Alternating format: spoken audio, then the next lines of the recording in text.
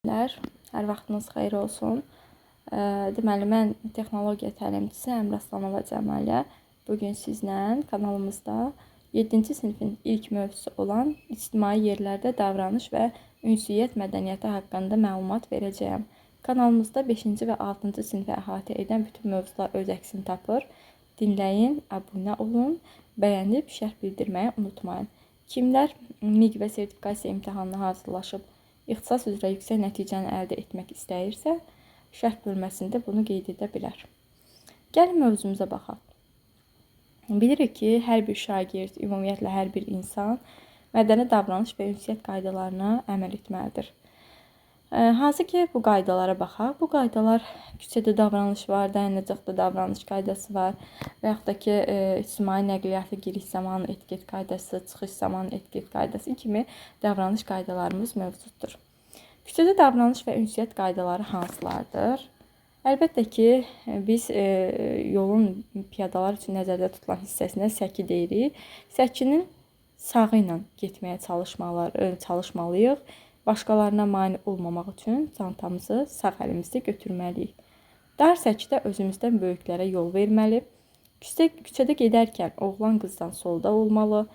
Yol gedənlərdən biri oğlan, ikisi qız olursa, mütləq oğlan ortada. Əgər ikisi də qızdırsa və yaxud da hər ikisi oğlandırsa, bu zaman həmin deməli tək cinsin nümayəndəsi ortada getməlidir. Digərlərinin sərbəst hərəkətinə mane olmamaq üçün 4 və daha çox piyada cərgə ilə getməməlidir. Belə halda 2 və ya 3 nəfərdən ibarət qruplara bölünmək lazımdır. Küçədə ucadan danışmaq, gülmək, özünü səs-küy ilə aparmaq, ətrafdakılara irad bildirmək, yerə zibil, konfet, dondurma kağızları, saqqız atmaq olmaz. Yol gedənlərə mane olmamaq üçün əl-qol atmamalı. Əgər təsadüfən belə bir hərəkət etmişiksə, digərini incitmişiksə, mütləq şəkildə üzr istəməliyik. Heç bir halda münaqişə yaratmamalı, başqalarına bağışlamağı bacarmalıyıq. Kimin təqsirkar olduğundan asılı olmayaraq küçədə toqquşduğumuz şəxsə yerə düşən əşyaları varsa onu götürməyə köməklik göstərməliyik. Və əgər küçədə hər hansı bir tanışımızla rastlaşmışıqsa, mütləq birinci biz salamlaşmalıyıq. Özümüzdən böyüklərə əl uzatmamalıyıq. Əgər onlar əl verib görüşmək istəyirsə, əl uzadacaqlar, gözləməliyik ki, onlar əl uzatsın. Daha sonra biz onların əlini sıxıb salam verməliyik. Əgər kimsə sualımıza cavab verməsə, inciməməli, insandır, fikirli ola bilər deyə düşünməliyik. Yolda təsadüfən rastlaşdığımız tanışlarla söhbət etmək üçün kənara çəkilməli və yol gedənlərə mane olmamalıyıq. Nəyisə öyrətmək zəruriyyəti yarandıqda, məlumat almaq istədiyimiz şəxsə əvvəlcə salam verməli, sonra getmək istədiyimiz ünvanı soruşmalıyıq. Göstərdiyi köməkdən asılı olmayaraq, sonda təşəkkür etmək mütləqdir. Çətirdən istifadə ediriksə, elə etməliyik ki, çətir heç kəsə toxunmasın. Yol keçənin arxasında dönüb baxmamalıyıq. Bu nəzakətsizlik hesab edilir.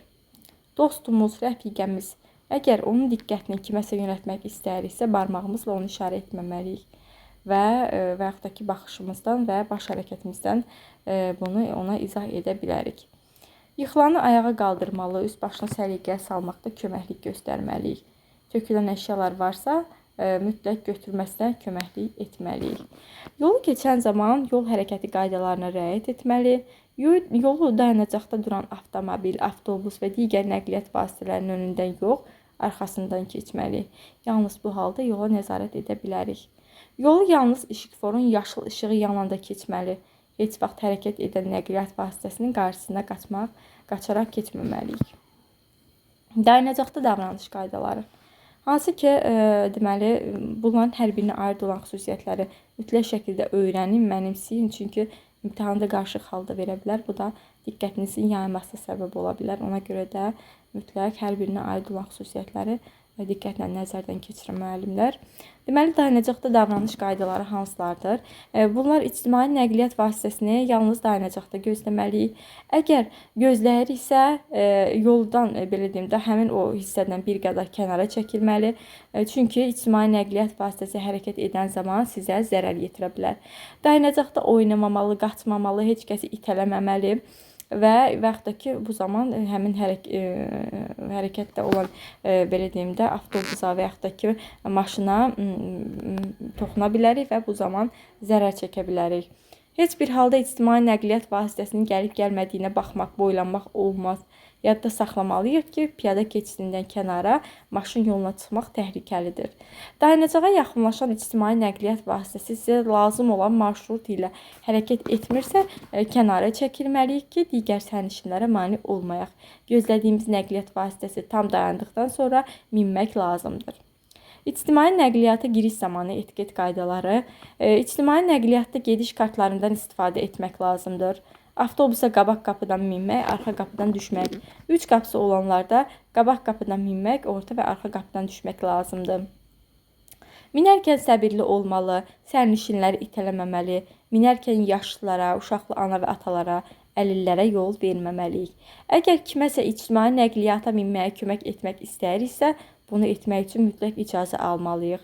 Etiketə əsasən ictimai nəqliyyata minərkən sərnişinlərə mane olmamaq üçün çiynimizdə məktəbli çantasını və digər həcmli çantaları əlimizdə tutmalıyıq. İctimai nəqliyyat vasitəsinə son anda artıq qapılar bağlananda minməyə çalışmamalı. Sürücü yola düşməmişdən əvvəl digər nəqliyyat vasitələrinin hərəkətini izləyir. Elə bu səbəbdən də qapını bağlayarkən sizi sıxa bilər.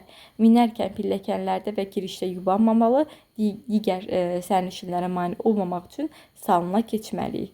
Bəs kimə yer vermək lazımdır? Bu zaman ictimai etiketin yazılmamış qaydalarına əsasən oturan uşaqlardır, qocalardır, əlillərdir.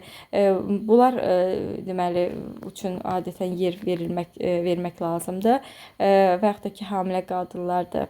İctimai nəqliyyatda davranış qaydalarına əsasən gənclər nəqliyyatda boş yeri tutmamışdan öncə yaxınlıqda dayanan sakinlərə nəzərdən deməli keçirtməlidir. Onların oturmaq istəmədiklərini soruşmalıdırlar və salonda ucadan icazə almaq, həmçinin hər kəsə boş yeri tutmaq, təklif etmək nəzakətsizlikdir. Nəqliyyat vasitəsində kiməsə yer verərkən zəhmət olmasa əyləşin. Sadəcə yerindən qalxaraq hansısa bir sərnişinə boşalmış yeri göstərmək nəzakətsizlikdir.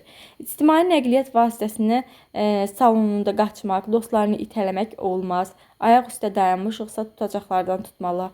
Sürücü qəfildən əyləci basa bilər, bu zaman yıxıla, digər sərnişinləri yıxa bilərsiniz.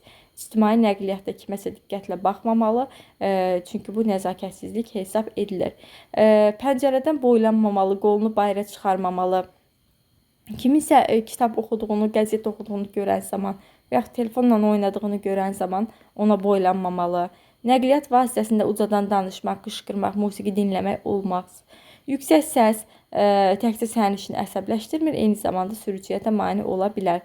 Və minərkən və düşərkən heç kəslə əl hərəkəti ilə davranmamalı, itələməməli, kimdənsə irəli keçmək istəsə yol verməsi üçün sakit səslə xahiş etməliyik. Öskürəndə, askıranda ağzımızı dəsmal və yaxud ovucumuzla tutmalıyıq. Və yaxud da ki, ictimai nəqliyyatda yemək içmək olmaz. Dayanmadan nəsə çiynəyən insanın görüntüsü ətrafdakıları narahat edə bilər.